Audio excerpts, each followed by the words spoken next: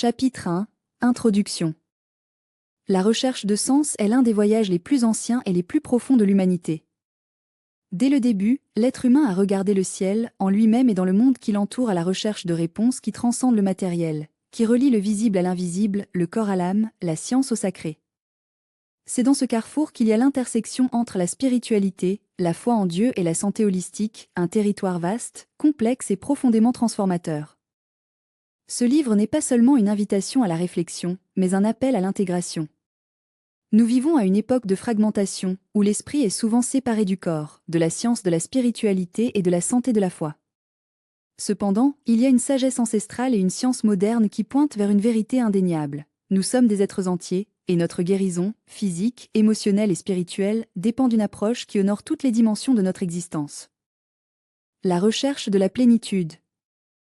Qu'est-ce que cela signifie, après tout, d'être en bonne santé ? Pour beaucoup, la santé est toujours synonyme de l'absence de maladie, un concept limité qui réduit l'être humain à un ensemble d'organiques et de fonctions organiques. Mais la santé holistique va plus loin. Elle reconnaît que nous sommes faits de matière et d'esprit, d'émotions et de pensées, des connexions visibles et invisibles. La spiritualité dans ce contexte n'est pas un complément, mais un pilier essentiel. La foi en Dieu, si quelle est la dénomination ou la tradition, l'aime avec une dimension de la transcendance qui donne un sens à la souffrance, à la guérison et à l'existence elle-même. Elle nous rappelle que nous ne sommes pas seuls dans notre voyage, qu'il y a une plus grande intelligence opérant dans l'univers et que notre santé ne dépend pas uniquement de nos actions, mais aussi de notre ouverture au divin. Le dialogue entre la science et la spiritualité. Pendant des siècles, la science et la spiritualité étaient considérées comme des ennemis, comme si la raison et la foi s'excluaient mutuellement. Mais aujourd'hui, grâce au progrès des neurosciences, de la psychologie transpersonnelle et de la médecine intégrative, nous redécouvrons ce que de nombreuses traditions savaient déjà, que l'esprit influence le corps, que la prière et la méditation ont des effets mesurables sur le cerveau et que la foi peut être un allié puissant dans la guérison. Des études montrent que les personnes ayant une vie spirituelle active ont tendance à avoir une meilleure santé mentale, une plus grande résilience et une récupération encore plus rapide de la maladie. Cela ne signifie pas que la spiritualité est une solution magique, mais qu'elle agit comme un catalyseur, un élément qui améliore la capacité du corps et de l'esprit à se référer. La crise de la fragmentation moderne. Nous vivons dans un monde où la technologie nous connecte à l'échelle mondiale, mais nous déconnecte de nous-mêmes.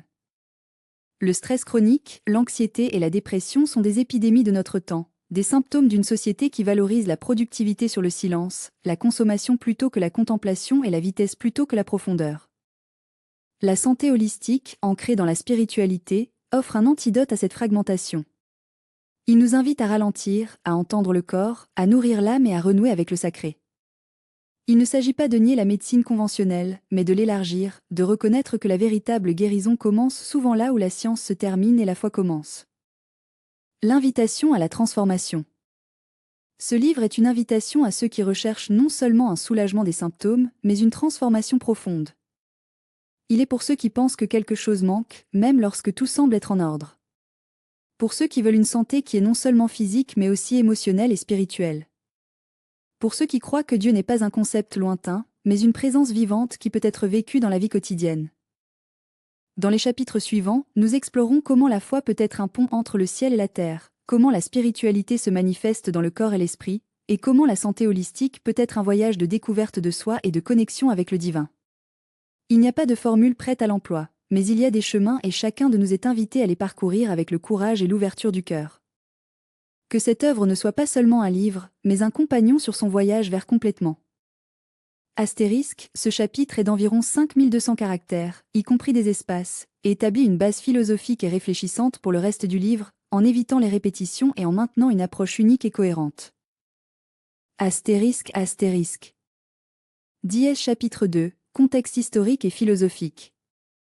L'intersection entre la spiritualité, la foi en Dieu et la santé holistiquenne.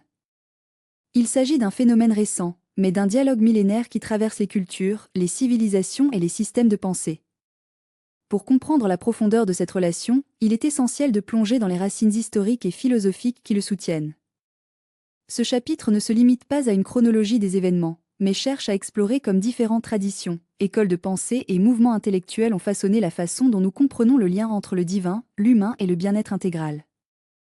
1. Les racines anciennes, spiritualité et santé dans les civilisations primordiales. Depuis les temps les plus reculés, l'humanité a reconnu que la santé n'est pas seulement l'absence de maladie, mais un état d'équilibre entre le corps, l'esprit et l'esprit. Dans les civilisations anciennes, cette vision holistique était intrinsèque à la médecine et à la spiritualité. 1.1 Médecine traditionnelle chinoise et taoïsme. La médecine traditionnelle chinoise, MTC, âgée de plus de 2500 ans, est l'un des plus anciens systèmes de santé holistique. Sur la base des principes du taoïsme, il comprend le corps comme un microcosme de l'univers, où l'énergie vitale, *QI*, coule par les méridiens, les organes, les émotions et les esprits. La santé, dans ce contexte, est non seulement physique, mais aussi spirituelle, car le déséquilibre de *QI** peut être causé par des facteurs émotionnels et environnementaux ou même une déconnexion avec *Tao*, le chemin cosmique. Le taoïsme, en tant que philosophie et spiritualité, met l'accent sur l'harmonie avec la nature et la poursuite de voué action sans effort, un état de fluidité où l'esprit et le corps sont en phase avec l'univers. L'acupuncture, la médecine à base de plantes et les pratiques telles que *QI Gong et *Tai Chi Chuan sont des expressions de cette vision intégrée, où la guérison est un processus qui implique le corps, l'esprit et l'esprit. 1.2 Ayurveda et la vision védique de la santé. En Inde, l'Ayurveda, l'un des plus anciens systèmes médicaux du monde, a été surpris depuis plus de 5000 ans, sur la base des textes sacrés des Védas. Le mot Ayurveda signifie « science de la vie », Ayur égale vie, égale connaissance, et votre approche est profondément spirituelle. Selon l'Ayurveda, la santé dépend de l'équilibre des dosha Vata, Pitta et Kapha, qui sont des énergies vitales qui régissent les fonctions physiologiques et psychologiques. La maladie survient lorsqu'il y a un déséquilibre non seulement physique mais aussi émotionnel et spirituel. La méditation, le régime alimentaire conscient, l'utilisation à base de plantes et la pratique du yoga sont des outils pour restaurer cette harmonie. La philosophie védique, qui soutient l'Ayurveda, enseigne que l'être humain est une manifestation du divin, et que la véritable santé n'est atteinte que lorsqu'il y a un alignement avec la conscience universelle, Brahman *. Ainsi, la guérison n'est pas seulement un processus médical, mais une voie de connaissance de soi et de connexion avec le sacré. 1.3 La médecine et l'âme grecque comme source de santé. Dans la Grèce antique, les philosophes et les médecins comme Hippocrate, considérés comme le père de la médecine occidentale, ont déjà fait valoir que la santé dépendait d'un équilibre entre les humeurs corporelles, sang, flegme, bile jaune et bile noire. Cependant, la vision grecque est allée au-delà du physique. Platon, dans la République a parlé de l'âme comme l'essence de l'être humain, et Aristote considérait le corps et l'esprit comme des parties inséparables d'un tout.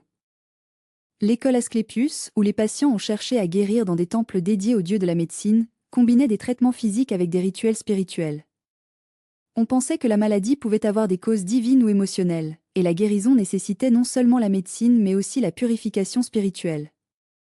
2. L'influence des grandes religions sur la santé holistique. Les traditions religieuses ont joué un rôle fondamental dans la façon dont l'humanité comprend la relation entre la foi, la spiritualité et la santé. Chacun d'eux a apporté des perspectives uniques sur la façon dont la connexion divine peut influencer le bien-être.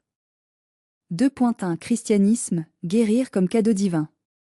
Dans le christianisme, la santé et la spiritualité sont profondément liées. Jésus-Christ est souvent décrit comme un conservateur, faisant des miracles qui restaurent non seulement le corps mais aussi l'âme. La Bible enseigne que le corps est un temple du Saint-Esprit, 1 Corinthiens 6, 19-20, et la foi est considérée comme un élément essentiel pour la guérison. La tradition chrétienne a également développé des pratiques telles que la prière d'intercession, l'onction des malades et de la confession, qui recherchent non seulement la santé physique mais aussi la purification spirituelle. Des mystiques tels que Santa Hildegarda de Bingen au XIIe siècle ont été intégrés de la médecine et de la spiritualité, défendant quelle nature est une manifestation de la création divine et que les plantes ont des propriétés de guérison données par Dieu. 2.2 Islam, médecine prophétique et équilibre. Dans l'islam, la santé est considérée comme un cadeau de Dieu, et la médecine prophétique, Tib al-Nabawi est un système qui combine les enseignements du prophète Mohammed avec des pratiques de guérison. Le Coran souligne l'importance de la modération, de l'hygiène et de la nourriture comme moyen de maintenir l'équilibre physique et spirituel.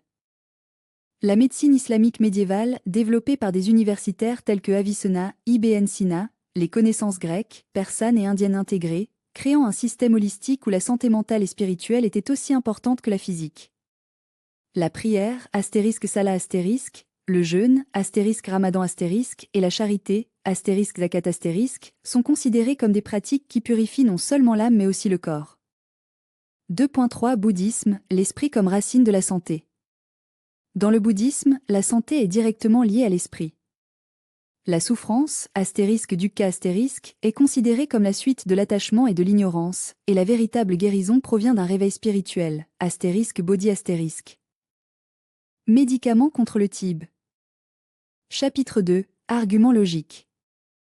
La foi, la spiritualité et la santé holistique sont souvent considérés comme des domaines de cœur, de l'intuition et de l'expérience subjective.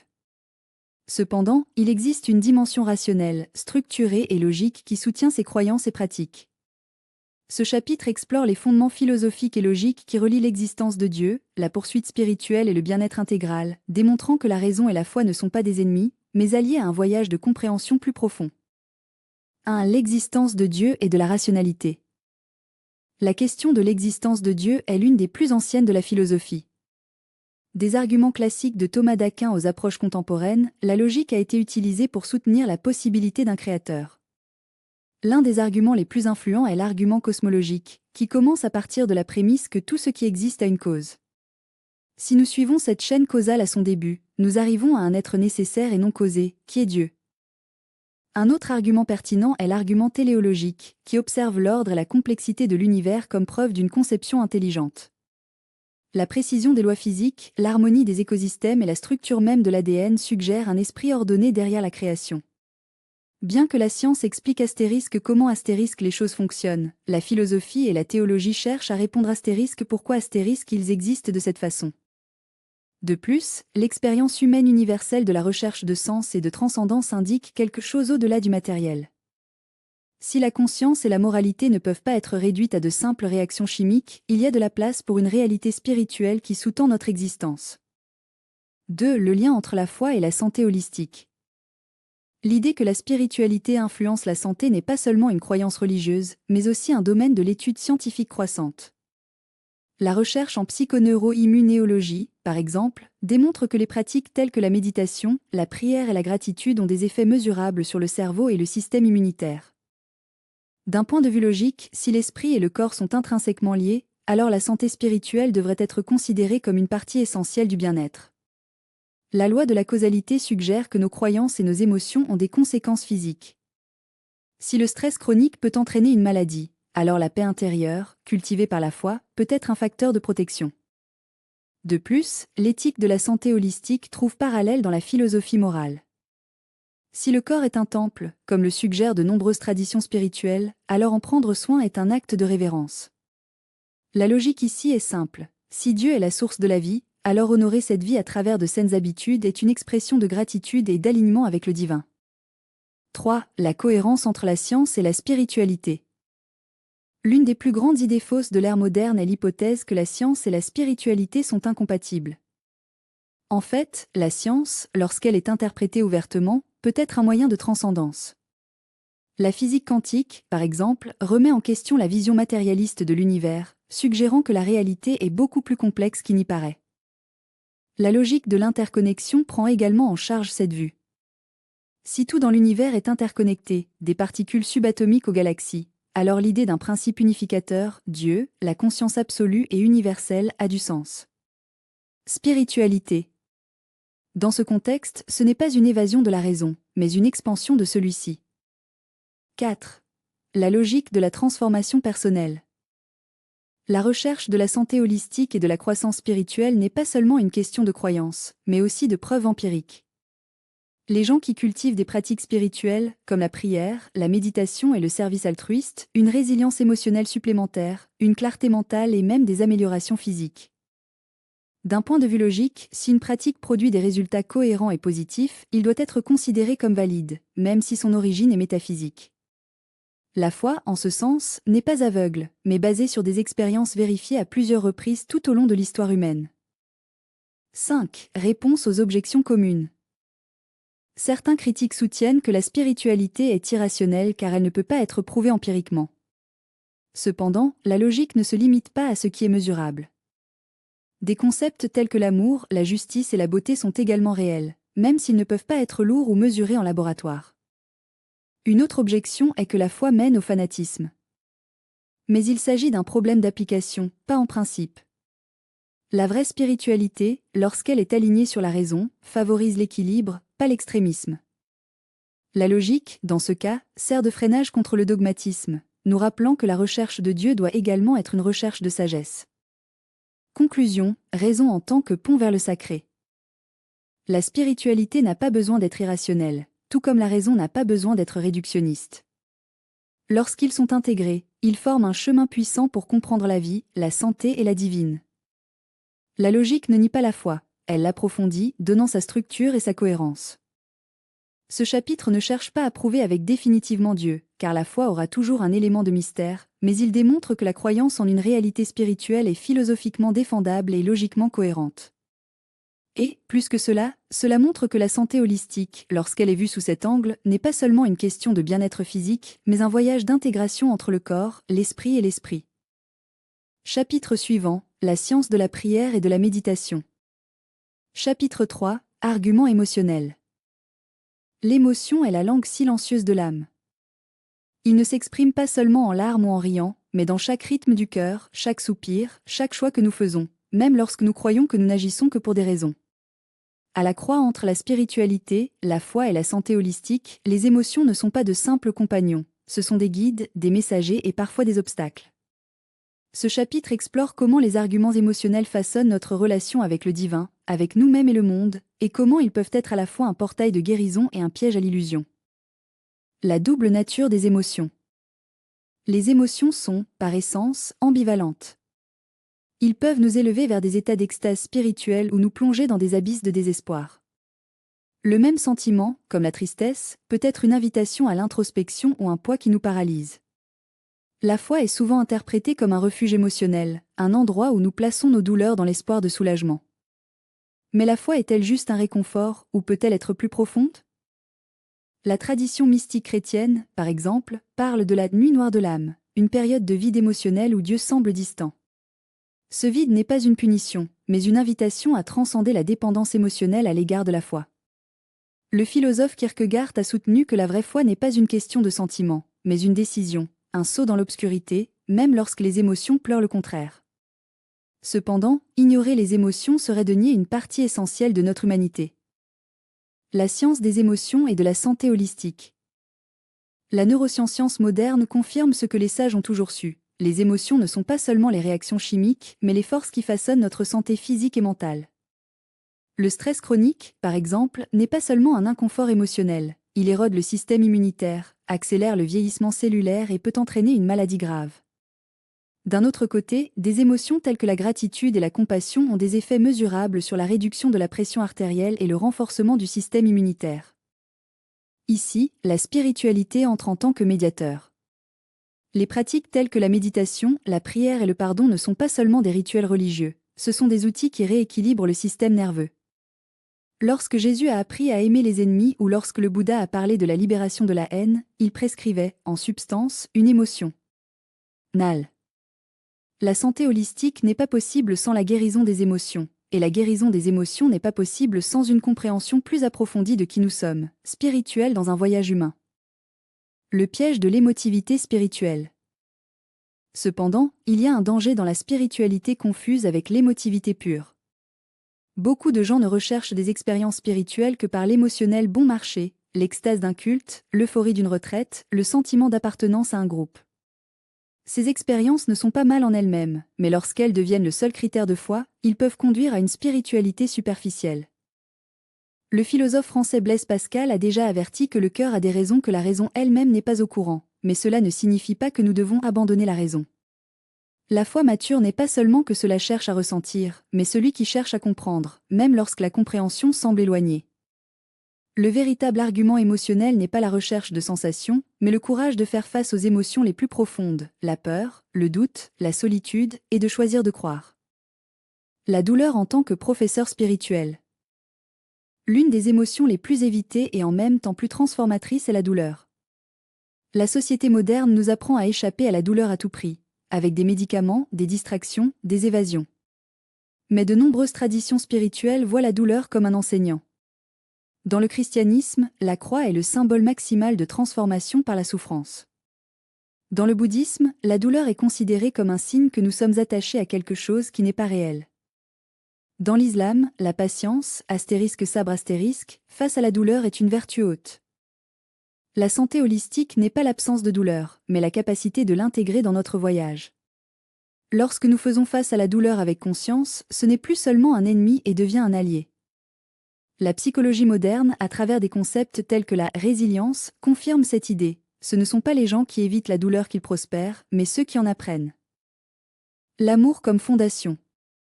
S'il y a une émotion qui synthétise l'intersection entre la spiritualité, la foi et la santé, c'est l'amour. Mais pas l'amour romantique ou conditionnel, mais l'amour comme principe cosmique, le *agap* des Grecs, le *méta* des bouddhistes, le *ishk* des soufis. Cet amour n'est pas un sentiment de passage, mais un choix conscient de voir le divin dans l'autre et en soi. Des études montrent que les gens qui cultivent l'amour inconditionnel par la prière, la méditation ou le service actent de plus les niveaux de cortisol, hormone de stress, et un plus grand sentiment de bien-être. L'amour, en ce sens, n'est pas seulement une vertu spirituelle, mais un facteur de santé.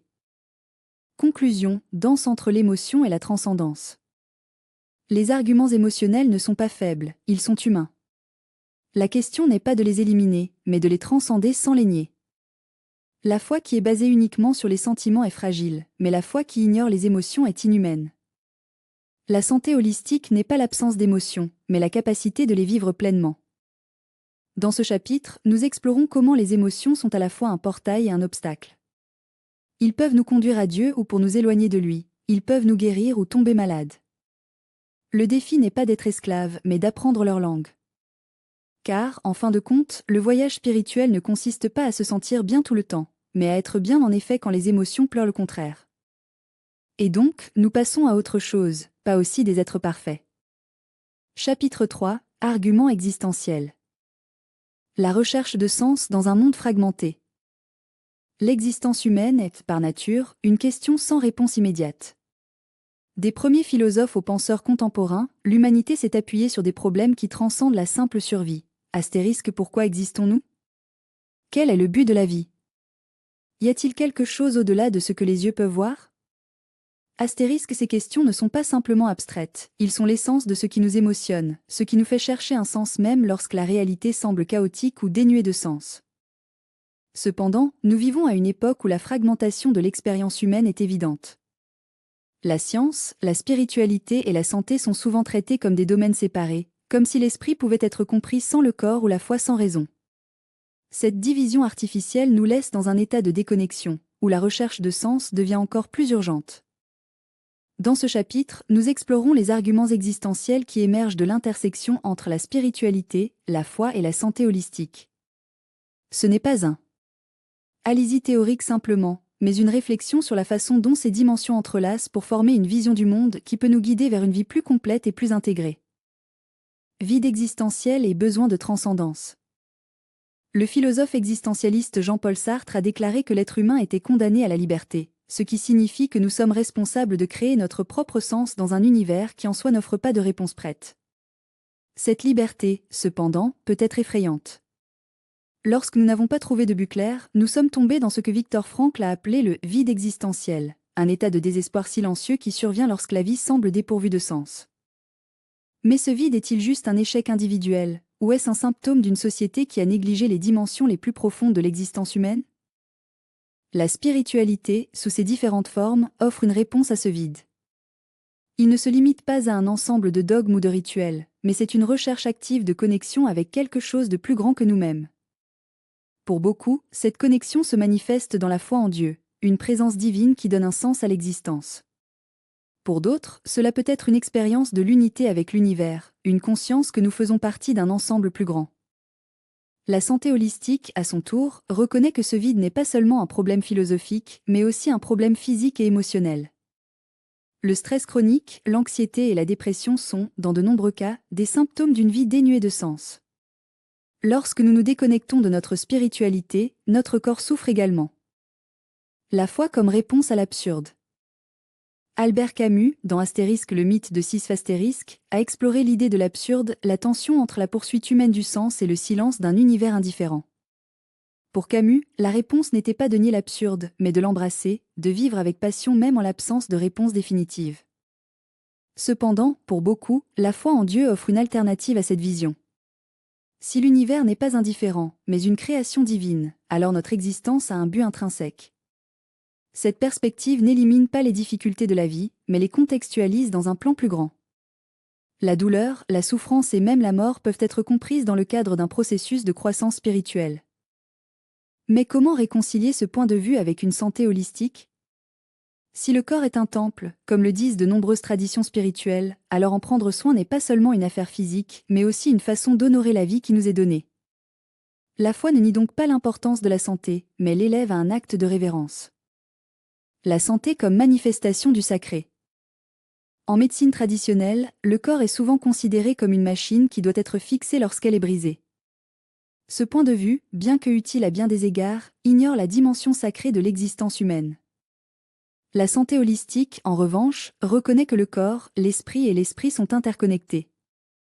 Lorsque nous tombons malades, ce n'est pas seulement un organe qui échoue, c'est toute notre existence qui attire l'attention. La guérison ne peut donc pas être unique. Il doit inclure la reconnexion avec notre spiritualité, avec notre foi, avec le sens le plus profond de la vie. De nombreuses traditions spirituelles considèrent la maladie comme une opportunité de croissance. Dans le christianisme, par exemple, la souffrance peut être un chemin de purification. Dans le bouddhisme, la douleur est considérée comme un appel à l'éveil. Et en médecine traditionnelle chinoise, le déséquilibre corporel reflète un déséquilibre dans l'âme. Si nous acceptons cette perspective, la recherche de la santé n'est pas seulement une question de régime et d'exercice, mais aussi d'alignement spirituel. La prière, la méditation, la connexion avec la nature et la pratique de la gratitude ne sont pas seulement des compléments à la médecine conventionnelle, ce sont des éléments essentiels pour une vie vraiment saine. L'intégration comme chemin vers la plénitude. Si l'existence est une question, alors la réponse n'est pas dans une seule dimension de la vie, mais dans l'intégration de chacun d'eux. La spiritualité sans santé physique peut conduire au fanatisme, la santé sans spiritualité peut conduire au vide. La foi sans raison peut conduire au dogmatisme, la raison sans foi peut conduire au nihilisme. La vraie plénitude est donc en synthèse. Lorsque nous reconnaissons que nous sommes des êtres spirituels vivant une expérience humaine, nous voyons la vie d'une manière différente. La douleur n'est pas seulement quelque chose à éviter, mais une opportunité de croissance. La joie n'est pas seulement un état qui passe, mais le reflet de la grâce divine. La santé n'est pas seulement l'absence de maladie, mais un état d'harmonie entre le corps, l'esprit et l'esprit. En ce sens, les arguments existentiels ne sont pas seulement des problèmes philosophiques, mais des guides pratiques pour une vie plus importante. Ils nous invitent à regarder au-delà de l'immédiat, à chercher non seulement ce qui nous fait nous sentir bien en ce moment, mais ce qui nous amène à une existence vraiment complète. Conclusion, la vie en tant qu'œuvre d'art divine. En fin de compte, l'existence humaine est comme une œuvre d'art dans la création constante. Chaque choix, chaque souffrance, chaque instant. Dièse chapitre 2, réflexion profonde. L'âme et le corps, un dialogue éternel. L'humanité s'est toujours concentrée sur la question fondamentale. Astérisque, qu'est-ce qui nous rend vraiment humains ? Astérisque, la conscience ? La capacité d'aimer ? La recherche de quelque chose de plus grand que nous-mêmes ? Ou peut-être la façon dont notre corps et notre âme s'entrelacent dans une danse sacrée de l'existence ? La spiritualité n'est pas un refuge de matière, mais un pont qui relie le visible à l'invisible. Lorsque nous parlons de santé holistique, nous faisons non seulement référence à l'équilibre physique ou mental, mais à une harmonie qui transcende l'individu et touche le divin. La foi en Dieu dans ce contexte n'est pas une croyance passive, mais une force active qui façonne notre perception de la santé, de la guérison et du but. Douleur comme portail. La douleur, physique, émotionnelle ou spirituelle, est souvent considérée comme un ennemi à éviter. Cependant, dans les traditions mystiques et les philosophies plus profondes, la douleur est un maître. Elle nous enseigne nos limites, mais aussi sur notre capacité de transcendance. Lorsque nous sommes confrontés à la souffrance de conscience, ce n'est plus seulement un poids et devient une invitation à la transformation. La médecine moderne reconnaît de plus en plus le rôle de la spiritualité dans la guérison. Des études montrent que les personnes ayant une pratique spirituelle cohérente ont tendance à mieux gérer les maladies chroniques, le stress et même la mort. Mais pourquoi ? Parce que la foi n'est pas seulement une question de croyance, mais de astérisque sans astérisque. Lorsque nous pensons qu'il y a un plus grand but derrière nos luttes, la douleur devient supportable et la guérison devient possible. Silence comme médecine. Nous vivons à une époque de bruit constant. Nos esprits sont toujours occupés, nos corps émouvant toujours, nos cœurs toujours désireux de quelque chose d'autre. Mais c'est en silence que nous trouvons la guérison la plus profonde. Le silence n'est pas vide, c'est l'espace où Dieu parle, où l'âme respire, où le corps se régénère. Des pratiques telles que la méditation, la prière contemplative et même le simple fait d'être encore dans la nature sont des moyens de renouer avec cette dimension sacrée de l'existence. Lorsque nous nous permettons de plonger dans le silence, nous réalisons que la santé n'est pas seulement l'absence de maladie, mais la présence d'une paix intérieure qui transcende les circonstances extérieures. Science et le sacré, une danse nécessaire. Pendant longtemps, la science et la spiritualité ont été considérées comme des adversaires. La première, avec sa méthode empirique et rationnelle, semblait nier le mystère. La seconde, avec son accent sur le transcendant, semblait rejeter la raison. Cependant, aujourd'hui, nous savons que les deux sont des visages de la même pièce dans la recherche de la vérité. Les neurosciences, par exemple, ont montré comment la prière et la méditation modifient la structure du cerveau, favorisant le bien-être et la résilience. La physique quantique nous montre que la réalité est beaucoup plus complexe qu'il n'y paraît, faisant de la place pour le mystère. La psychologie transpersonnelle explore comment les expériences spirituelles peuvent conduire à une guérison profonde. Cela ne signifie pas que la science prouve Dieu, mais que la spiritualité n'est pas un ennemi de la raison. Au contraire, il le complète, offrant une image plus large pour comprendre qui nous sommes et quelle est notre place dans l'univers. La foi comme force de transformation. La foi n'est pas un concept abstrait, elle est une force vivante qui façonne notre réalité. Lorsque nous croyons en quelque chose de plus grand que nous, notre perspective de santé change. Nous cessons de voir le corps comme une machine qui doit être fixée et nous le voyons comme un temple sacré, un véhicule de l'âme. Mais la foi nécessite aussi une action. Il ne suffit pas de croire, il faut vivre selon cette croyance. Cela signifie prendre soin du corps avec respect, nourrir l'esprit judicieusement et nourrir l'âme avec amour et but. La santé holistique n'est pas une destination, mais un voyage continu d'alignement avec le divin. La mort est le mystère de la vie éternelle. Aucun discours sur la spiritualité et la santé ne serait complet sans aborder la mort. Dans de nombreuses traditions, la mort n'est pas la fin, mais un passage, un retour à la source d'où nous venons. Lorsque nous sommes confrontés à la mort non pas avec peur, mais la révérence, notre relation avec la vie se transforme. La santé holistique ne consiste pas seulement à vivre plus, mais à mieux vivre, avec un sens, avec une connexion, avec l'amour.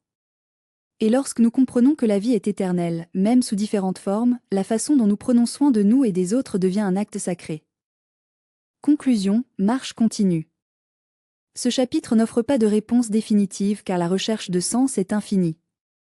Ce qu'il propose est une profonde réflexion sur la façon dont la spiritualité, la foi et la santé s'entrelacent dans notre existence. Il ne s'agit pas de choisir entre la science et la spiritualité, le corps et l'âme, mais d'intégrer toutes ces dimensions dans une vie pleine et importante. En fin de compte, la guérison la plus profonde ne vient pas de l'extérieur, mais de l'intérieur, d'un endroit où la foi trouve la raison, où le corps trouve l'âme, où l'humanité trouve le divin. Et c'est dans ce carrefour sacré que nous découvrons qui nous sommes vraiment. Astérisque, ce chapitre aborde des thèmes profonds et universels, en évitant les répétitions des chapitres précédents et en maintenant une approche philosophique et intégrative. Astérisque, astérisque. Final chapitre, conclusion, la danse de l'intérité. Lorsque nous arrivons à la fin de ce voyage, nous ne le faisons pas comme un cycle, mais comme qui ouvre une porte pour une nouvelle façon d'exister. L'intersection entre la spiritualité, la foi et la santé holistique n'est pas une destination, mais un chemin continu, une danse sacrée entre ce que nous sommes et ce que nous pouvons encore devenir. Dans ce chapitre, nous ne chercherons pas à résumer ce qui a déjà été dit, mais à étendre notre vision au-delà des pages précédentes, des considérations de tissage qui nous conduisent à une compréhension plus approfondie de l'intégralité. Le silence qui unit toutes choses. Il y a un silence qui précède le mot, un vide qui soutient la forme, un mystère qui habite le cœur de toute existence. Ce silence n'est pas l'absence, mais la pure présence, le solo où l'on trouve la spiritualité, la foi et la santé. Dans un monde saturé de bruit, redécouvrir ce silence est un acte révolutionnaire. Il nous rappelle que la guérison ne le fait pas seulement, mais en étant, pas seulement dans le mouvement, mais dans l'immobilité qui permet l'intégration. La science moderne, avec ses progrès en neurobiologie et en psychologie, commence à reconnaître ce que les traditions spirituelles ont toujours su, Le silence méditatif, la prière contemplative et la connexion avec les sacrés ont des effets mesurables sur le corps et l'esprit. Réduction du cortisol, amélioration de la fonction immunitaire, régulation du système nerveux. Tous ce sont des signes que le divin et le biologique ne sont pas séparés mais entrelacés dans une toile invisible. La foi comme pont, pas comme un mur. La foi est souvent confondue avec un dogme ou une croyance rigide. Cependant, dans son essence la plus pure, c'est un pont, une invitation à traverser l'abîme entre le connu et l'inconnu, entre le doute et la certitude, entre la douleur et la guérison. Une foi mature ne nie pas la raison, mais la transcende. Il ne rejette pas la science, mais l'embrasse comme un allié dans la recherche de la vérité. Lorsque nous parlons de santé holistique, la foi devient un élément vital. Ce n'est pas un substitut à la médecine ou à la psychologie, mais un complément qui donne un sens au processus de guérison. La foi nous rappelle que, même face aux diagnostics sombres ou aux crises existentielles, il y a une dimension de la réalité qui ne peut pas être mesurée par des examens ou expliquée par les théories. C'est cette dimension qui soutient l'espoir, même lorsque la logique échoue. La santé comme un acte d'amour. La santé holistique n'est pas un ensemble de pratiques ou de protocoles, mais un acte d'amour, l'amour pour lui-même, pour les autres et dans le monde. Lorsque nous prenons soin du corps avec une alimentation consciente, l'esprit avec des pratiques contemplatives et l'esprit avec des pensées élevées, nous honorons en fait la vie comme un cadeau sacré. La santé, en ce sens, est un acte de dévotion. Mais cet amour ne peut pas être égoïste. La véritable santé holistique reconnaît que nous sommes interconnectés. La guérison d'une personne est liée à la guérison de la communauté, et la guérison de la communauté est liée à la guérison de la terre. Lorsque nous polluons les rivières, nous empoisons le sol et détruisons les écosystèmes, nous nuire finalement. Notre propre santé. La spiritualité, dans ce contexte, nous appelle une responsabilité cosmique, une compréhension que nous faisons partie d'un ensemble plus large. L'art de vivre dans une tension créative. Vivre dans l'intersection entre la spiritualité, la foi et la santé holistique, c'est vivre dans une tension créative, cet espace où les opposés sont sans annuler. C'est l'endroit où la science et la spiritualité dialoguent, où la raison et l'intuition coexistent, où le corps et l'âme se reconnaissent comme une seule. Cette tension n'est pas un conflit, mais une invitation à l'expansion. Il nous met au défi de ne pas choisir entre les extrêmes, mais d'embrasser la complexité de l'existence. Nous n'avons pas besoin de nier la médecine pour embrasser la foi, ni de rejeter la spiritualité pour accepter la science. Nous pouvons plutôt vivre dans la plénitude des deux, reconnaissant que la vérité n'est pas fragmentée mais multidimensionnelle. L'avenir de l'intérité. L'avenir de l'humanité n'est pas dans une spécialisation extrême, mais dans l'intégration. Ce n'est pas dans la séparation entre le corps et l'âme, mais dans l'union sacrée de toutes les parties. Alors que nous avançons en tant que société, nous sommes appelés à créer des systèmes de santé qui honorent la dimension spirituelle de l'être humain, à développer des sciences qui n'ignorent pas le mystère et à cultiver une spiritualité qui n'échappe pas à la raison. Cela nécessite du courage. Cela nous oblige à remettre en question les paradigmes, à défier les dogmes et à être disposés à vivre à la frontière entre la connaissance et l'inconnu. Mais c'est à cette frontière que la vie se produit vraiment, où la guérison n'est pas seulement l'absence de maladie, mais la présence de sens. L'invitation finale. Ce livre ne se termine pas par des réponses définitives, mais par une invitation. L'invitation à vivre de manière intégrée, à rechercher la santé non pas comme une fin en soi, mais comme un moyen de l'éveiller. Vous êtes appelés à être conservateurs de votre propre vie, à tisser la spiritualité, la foi et la santé dans un seul tissu sacré. Que ce voyage n'est pas seulement une lecture, mais une transformation. Puissiez-vous trouver, en silence, dans la foi et les soins, la complétude qui a toujours été en vous, juste le bon moment pour vous révéler. Et donc, avec gratitude et espoir, nous terminons ces pages, pas comme un adieu, mais comme un jusqu'à bientôt, parce que la danse de l'intégralité est éternelle, et vous, chers lecteurs, c'est votre prochaine étape.